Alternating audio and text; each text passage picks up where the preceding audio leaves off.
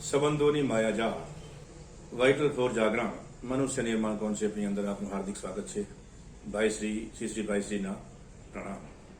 આ સંસાર અને પરિવારના જે સંબંધો શું છે અને કેવી રીતે શરૂ થયા એની ઉપર આપણે થોડોક વિચાર કરશું આજે, અને આપણે એમાં ક્યાં ક્યાં ભૂલા પડ્યા છીએ એનો પણ આજે વિચાર. હજારો વર્ષ પહેલા જ્યારે આપણે આદિમ માનવ સ્વરૂપે હતા ત્યારે ન તો કોઈ લગ્નની પ્રથા હતી, ન તો કોઈ પરિવાર હતો કે કશું જ નહોતું. બસ બેફામ રીતે આપણે જીવતા હતા અને ખાતા પીતા હતા. અને ત્યારે ખાલી બે જ વસ્તુ કામ હતી: રોટી કપડા ઓર મકાન, એટલે કે ખાવું, પછી શરીરને ઢાંકવું અને રહેવું. ગુફાઓમાં રહેતા,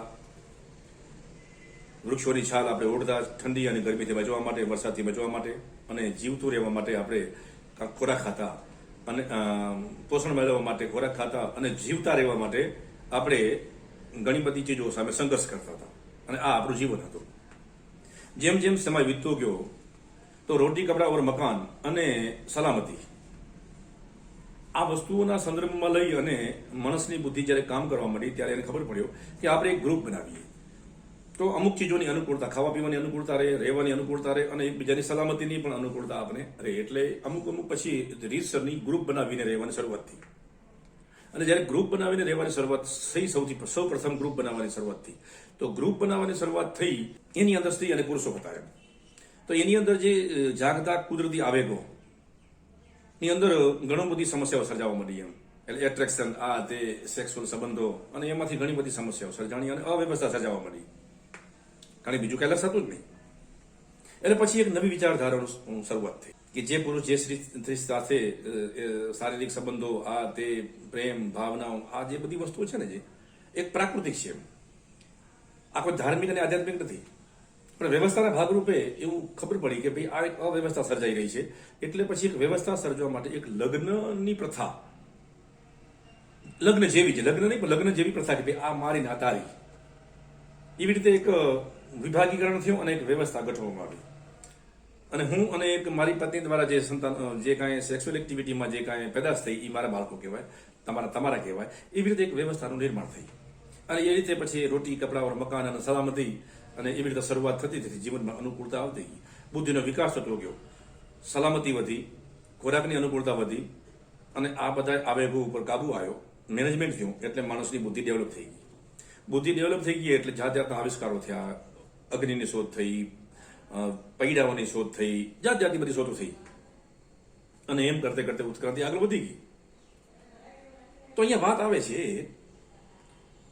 કે જે વ્યવસ્થાના સ્વરૂપે, જે ભાગ સ્વરૂપે જે વસ્તુઓની શરૂઆત થઈ હતી, આપણે બધા એમાં હલવાઈ ગયા. એ ઉત્ક્રાંતિ હજી ચાલુ જ છે. અને એમાં કઈ ખોટું નથી. પણ સમસ્યા ક્યાં છે કે એમાં એક વસ્તુ ચૂકાઈ ગઈ છે કે જે લોકોને ધ્યાનમાં આવતી નથી. અમુક માણસોના મગજમાં ધ્યાનમાં આવી છે અને નથી આવતી. એમ અને સૌથી વસ્તુ જે ભૂલાઈ ગયેલી છે એ બે વસ્તુ છે. એક તો હું પૃથ્વી ઉપર શા માટે છું, અથવા તો મને શું કરવું છે અને મારું લક્ષ્ય શું છે. આ બે વસ્તુ ભૂલાઈ જવાથી આપણે આ વ્યવસ્થામાં હલવાઈ ગયા. અને એટલા ગળાડૂબ હલવાઈ ગયા છીએ કે જે આપણે ક્યારેક ક્યારેક યાદ દેવડાવીએ છીએ કે ભાઈ આપણે પૃથ્વી ઉપર શા માટે છીએ એનો વિચાર કરો, અને આપણે શું કરવા આવ્યા છીએ, આપણું મૂળભૂત કામ શું હતું એનો વિચાર કરો.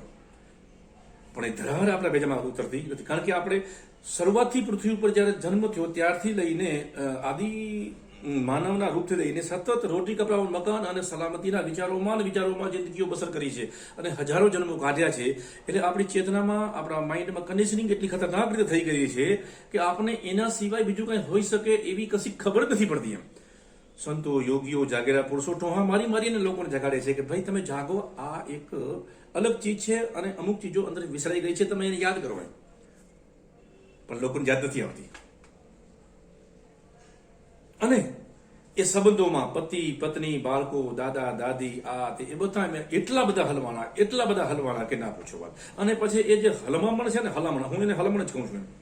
કે જે ચીજો માટે વ્યવસ્થા ઊભી કરવામાં આવી હતી, કે જે પરમ જાગૃતિને પ્રાપ્ત કરી લેવા માટે અને પરમ સત્યને મેળવવા માટે જે વિચારધારા શરૂ થઈ અને જેના માટે વ્યવસ્થા ગોઠવવામાં આવેલી હતી, એ મૂળભૂત વિચારે પાડી દીધો. અને વ્યવસ્થામાં આપણે એટલા ઉલઝ્યા કે જે વ્યવસ્થા છે એને જ આપણે લક્ષ્ય માની લીધું. એમ અને પછી સંબંધોની આડમાં એકબીજા ઉપર ડોમિનેશન શરૂ થઈ ગયું. અને આ આપણી બધાની દશા છે. એટલે આ સંબંધોમાં આપણે હલવાના.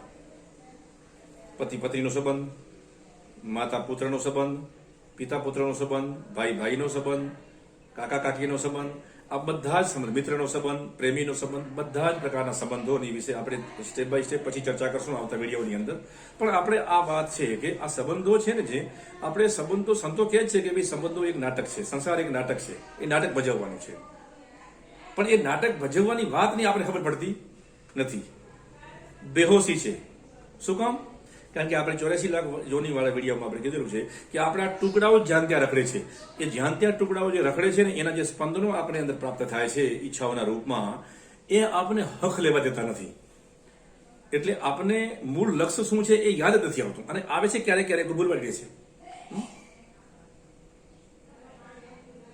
એક ગંભીર અને દારૂણ આપણી એક દશા છે, કરુણાજનક આપણી પરિસ્થિતિ છે, અને મનુષ્ય દુઃખી થઈ જાય છે. અમે હજારો અને લાખો, મારા ઘરમાં તમારા ઘરમાં બધે હશે જ, અને તમે જોતા હશો. અને હજી જેને ખબર નથી પડતી અને મોજથી એ વ્યવસ્થાઓમાં રૂચેલા છે, મોજથી એમાં ઘૂસેલા છે, તો એ ખાલી આદિ માનવ થોડોક ડેવલપ થઈ રહ્યો છે, બાકી એમાં કશું ફેર નથી. એમ આદિ માનવ સંઘર્ષ કરતો હતો, અને એ સંઘર્ષનો ફળ અત્યારે આપણો આધુનિક મનુષ્ય ભોગવી રહ્યો છે. બાકી વિશેષ ઉત્ક્રાંતિ એને કરી જ નથી. અને અમે જ્યારે આ આખી સાયકોલોજીકલ ઇફેક્ટના હિસાબે જ્યારે મનુષ્યને જોઈ છીએ, ત્યારે મનુષ્ય બહુ જાજો વિકાસ કર્યો નથી.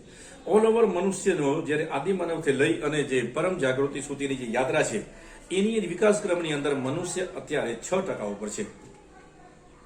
અત્યારે જે ડેવલપિંગ દેખાય છે મનુષ્યનું, જગતમાં વિજ્ઞાન, શોધો, આ તે જે દેખાય છે, તો મનુષ્ય જાતિ જો એ આદિમાનવનો શરૂઆત અને પરમ જાગૃતિની અવસ્થાની જે એક રેખા છે, એની ઉપર મનુષ્ય, હાલનો મનુષ્ય ફક્ત 6% ઉપર છે. 94% યાત્રા હજી બાકી છે. અને આ 94% યાત્રા બાકી છે, એની અંદર બે પરિબળ જેના અનુકૂળતા માટે આપણે પેદા કરેલા હતા, કે જે પરિવારો અને સામાજિક વ્યવસ્થા જે નિર્માણ કરેલી હતી, એમાં આપણે એટલા હલવાઈ ગયા કે હવે આપણા માટે એ વિઘ્ન બની ગઈ છે. તો શું પરિવાર અને સમાજને તોડી નાખવો? નહીં. પરિવાર અને સમાજને ના આપણા જીવનમાં માયનો શું છે એને ખાલી સમજવો છે, અને એ અર્થથી એને મેનેજ કરવાનું છે. તો મનુષ્યનો વિકાસ હજી મોટો થઈ શકે એમ છે.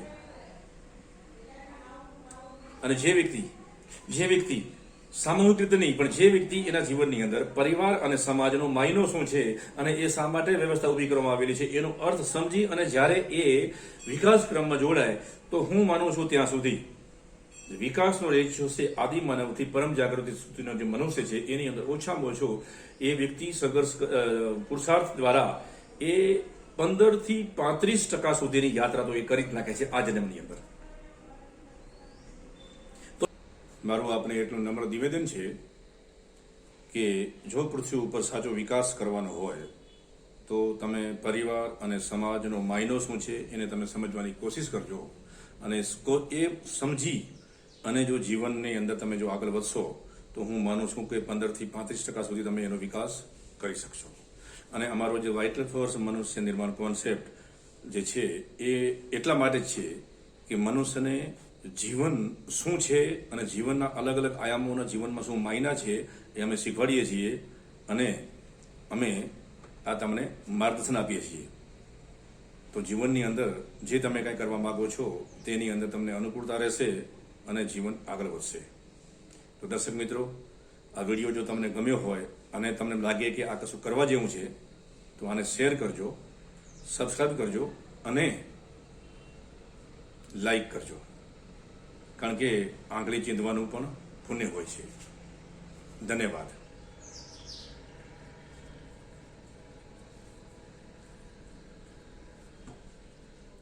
અને અલગ અલગ સંબંધો વિશેના વિડીયો હવે પછી આપણે ભવિષ્યમાં રજૂ કરશું, કે પતિ પત્નીના સંબંધો કેવા હોય, માતા પિતાના સંબંધો કેવા હોય, પિતા પુત્રના, ભાઈ ભાઈના, વેપારી મિત્ર, બધા સંબંધો જે કેવા હોય અને કેવી રીતે મેનેજ કરાય એના વિશે આપણે આવતા વિડીયોની અંદર ડિટેલથી ચર્ચા કરશું.